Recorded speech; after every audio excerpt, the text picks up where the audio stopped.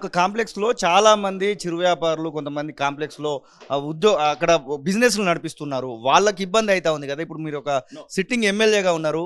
మీరు వారికి ఎలాంటి సహకారం అందించబోతున్నారు? ఎందుకంటే దాదాపు 130 దాకా ఉన్నాయని చెప్పి చెప్తున్నారు ఆ కాంప్లెక్స్ మొత్తంలో. అంటే ముఖేష్ అంబానీ చిరు వ్యాపారి అంతేనా?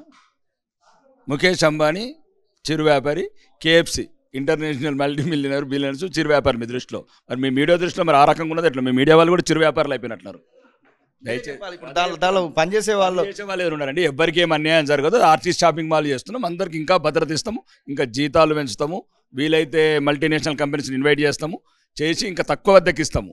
ఎందుకంటే తన అద్దెలు తక్కువ చూపించి సొంతానికి డబ్బులు వాడుకుంటున్నాడు. ఇప్పుడు ఇంతకుముందులా కాదు. ఈ 45 కోట్లు కట్టకపోతే చట్టబద్ధంగా చర్యలు తీసుకొని దాన్ని యాక్షన్ పెడతాము. వీలైతే యాక్షన్ పెట్టి ఆర్టీసీ సంస్థకు కనెక్ట్ చేసి ఆ అద్దెలతో కనెక్ట్ అయ్యి మేము ఏమనుకుంటున్నామంటే నిన్న సజ్జనర్ గారితో మాట్లాడడం జరిగింది. మొత్తం ఒక కార్పొరేషన్ తయారు చేసి ఒక 50 కోట్లు మా డబ్బు, అది ఆర్మూర్ వాళ్ళ డబ్బు, అదేదో రేవంత్ రెడ్డి డబ్బు అనుకున్నారు. ఆయన ఈ మధ్యన ప్రతి రూపాయి కూడా కొడంగల్ ఉండబోతున్నాడు. అది కూడా కాంప్లీట్ చేశాను నిన్ననే. ఎందుకంటే మా వచ్చిన అద్దె కూడా ఆయన ఈ రేవంత్ రెడ్డి కొడంగల్ ముఖ్యమంత్రి, ఈజ్ నాట్ ఏ తెలంగాణ ముఖ్యమంత్రి, కొడంగల్ డబ్బు నేను డైరెక్ట్ రిటర్న్కి ఇచ్చాను. అది మా డబ్బు, అది మా ల్యాండ్, మా తాత ముత్తాతలు ల్యాండ్ అక్వేషన్లు ఇచ్చారు.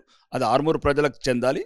దాంతోపాటు వసూలన్నీ చేసి ఆర్మూర్లో మంచి మౌలిక వసతులు కావచ్చు, రవాణా వసతులు కావచ్చు, పేదలకు బస్ స్టాండ్లు, బాత్రూములు, ఒక ఇంటిగ్రేటెడ్ బస్ స్టాండ్ నిర్మించుకోవాలని ఒక ఆశ ఉంది. దాన్ని పూర్తి చేస్తానని కోరుకుంటున్నా.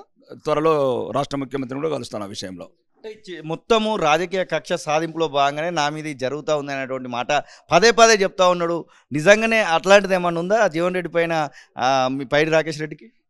నాకు ఎవ్వరి మీద లేదండి. ఎందుకుంటుంది? మా ప్రజల మీద ఉంటుంది. నాకు ప్రజల అభివృద్ధి ముఖ్యము, నా ఆర్మూర్ మంది ముఖ్యము. ఒకవేళ మీరు మీడియా వాళ్ళు చెప్పండి వదిలేయండి అంటే వదిలేయండి. 50 కోట్లు వాడు తీసుకోమనండి, విదేశాలకి వెళ్ళి ఎంజాయ్ చేయమనండి, రోల్స్ రాయిస్ కార్లు కొనుక్కోమనండి, ₹1 వాచ్లు కొనుక్కోమనండి, 2 లక్షల టీషర్ట్లు కొనుక్కోమని. నాదేం పోతుంది? నాకు కావాల్సిన పేదల సంక్షేమం. 84 గ్రామాలలో ఒక ఇల్లు లేదు, 34 గ్రామ పంచాయతీలు లేవు, పేదలకు పెన్షన్స్ లేవు, 10 సంవత్సరాల నుంచి రేషన్ కార్డ్స్ లేవు, సీసీ రోడ్లు లేవు, డ్రైనేజ్ లేవు, వైకుంఠ ధామాలు లేవు, ప్రకృతి వనాలు లేవు. ఇదండి పల్లెలు. ఎంతసేపు హైదరాబాద్ చుట్టే తిరుగుతున్నారు ముఖ్యమంత్రి, కొత్త ముఖ్యమంత్రి పాత ముఖ్యమంత్రి తిరిగినట్లు. ఆడు ఇంతకుముందు ఒకడు ఉండే కేటీఆర్, ఇప్పుడు ఒకడు వచ్చిండు తెలంగాణలో. మీకు ఎంతసేపు హైదరాబాద్ ముఖ్యం దక్క తెలంగాణ ప్రజల, ఎడ్డి ప్రజలు, గుడ్డి ప్రజలు, అమాయక ప్రజలు ఉన్న తెలంగాణ అవసరం లేదు. మీడియాకు కానీ, రాజకీయ నాయకులకు కానీ, అధికారులకు కానీ ఎంతసేపు ఔటర్ రింగ్ రోడ్లు, రీజనల్ రింగ్ రోడ్లు, ఇంటర్నేషనల్ ఎయిర్పోర్ట్లు, లేకపోతే గేటెడ్ కమ్యూనిటీ విల్లాలు, దీని గురించి మాట్లాడేది. రండి ఒకసారి ఆసిఫాబాద్ రండి. ఇప్పటికి కూడా ప్రసవ వేదన పడుకుంటారు. 5-6 కిలోమీటర్లు వాగులో నడుచుకుంటూ పోతున్నారు. చూస్తలేరా విలేకరులు? ఆదిలాబాద్ అన్ని టెలికాస్ట్ చేస్తున్నారు. ప్లీజ్, ఈ డబ్బు పల్లెలకు ఏరాలి. ఈ వసూలు చేసిన డబ్బులు పల్లెలకు ఏరాలి. వాళ్ళకి మౌలిక వసతులు అభివృద్ధి కావాలి.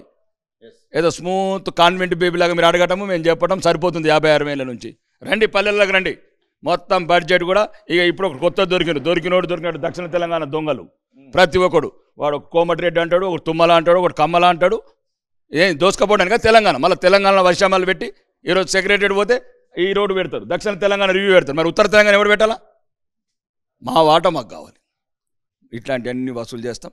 ఏదైతే ఇప్పుడు రాష్ట్ర బడ్జెట్ ఉందో 22,000 కోట్ల అప్పు తీసుకొచ్చాడో, మా అప్పు ఎంత తీసుకొచ్చాడు, మా వాట ఎంత ఉంది, బరాబర్ గిరిగీసి అడుగుతాం ఎవడ బసము. అసలైన తొలి వెలుగు. ఫాలో వాట్సాప్ @తొలి వెలుగు official.